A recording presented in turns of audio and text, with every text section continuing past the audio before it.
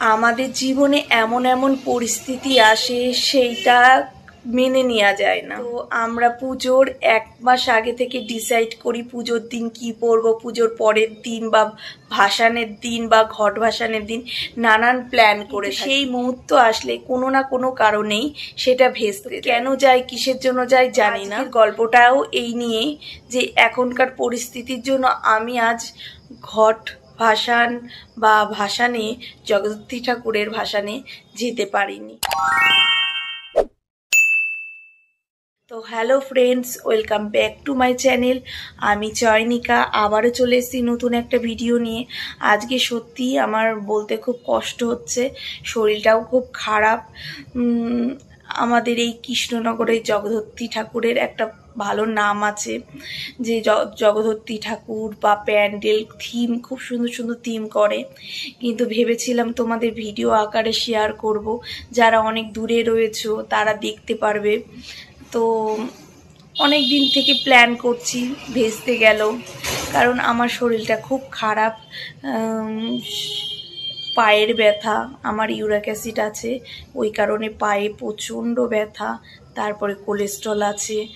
তার মধ্যে এই সকাল থেকেই আমার মানে বাথরুমে বারবার যেতে হচ্ছে, মানে পটি হচ্ছে, ওই কারণে পাতলা পটি, ওই কারণে মানে শরীরটা এত দুর্বল বলে বিছানা থেকে উঠতে পারছিলাম না। এই যে সন্ধ্যাবেলায় উঠে বসলাম, তো সারাদিন ঘুমিয়ে কাটিয়েছি, ভাসানেও যেতে পারছি না, আবার ঘট ভাসানেও যেতে পারিনি।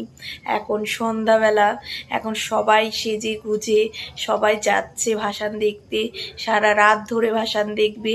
কিন্তু আমাদের কৃষ্ণনগরে আমি থাকতেও কিন্তু কৃষ্ণনগরে ভাসান এত ধুম হয়, এত সুন্দরভাবে, মানে লোকজন সবাই একত্রিতভাবে আমরা আনন্দ করি, সেই আনন্দতে আমি পার্টিসিপেট করতে পারছি না, কারণ শরীরের অবস্থা খুবই খারাপ।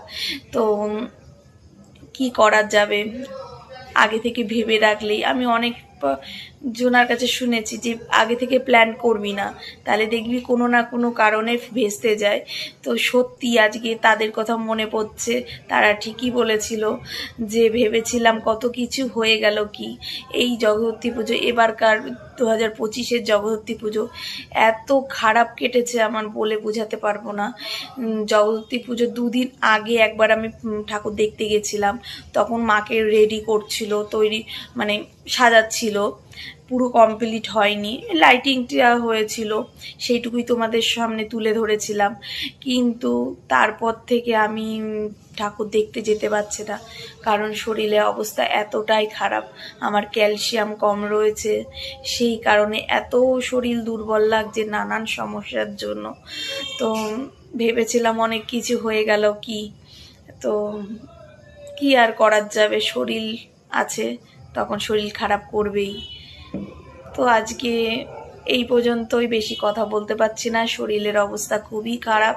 তো আজকের মতন টাটা, বাই বাই, নমস্কার।